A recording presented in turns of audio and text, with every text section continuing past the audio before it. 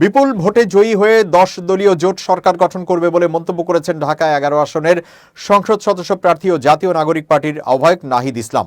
নির্বাচনী প্রচারণার অংশ হিসেবে 22 জানুয়ারি বেলা 11:30টার পর ঢাকা বিশ্ববিদ্যালয় ক্যাম্পাসে 3 নেতার মাজারে শ্রদ্ধা, দোয়া ও মোনাজাত শেষে সাংবাদিকদের সঙ্গে আলাপকালে এই দাবি করেন তিনি। 3 নেতার মাজারে শ্রদ্ধা, দোয়া ও মোনাজাতের মধ্য দিয়ে দলের নির্বাচনী প্রচারণার যাত্রাকে স্বাগত জানিয়ে নাহিদ ইসলাম বলেন, এই জনপদের সবকিছুর সঙ্গেই ঢাকা বিশ্ববিদ্যালয় রয়েছে, তাই এখান থেকেই বাংলার পূর্বপুরুষদের স্মরণ করে এই যাত্রা করছি।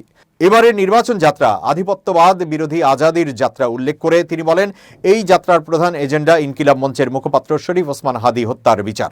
নির্বাচনের আগেই হাদী হত্যা মামলার অভিযোগপত্র দাখিলের আহ্বান জানান নাহিদ ইসলাম। এই সময় সরকার ও নির্বাচন কমিশনের সমালোচনা করে তিনি বলেন, একটি দলের পক্ষে বিশেষ অবস্থান নিয়েছে সরকার এবং ইসি।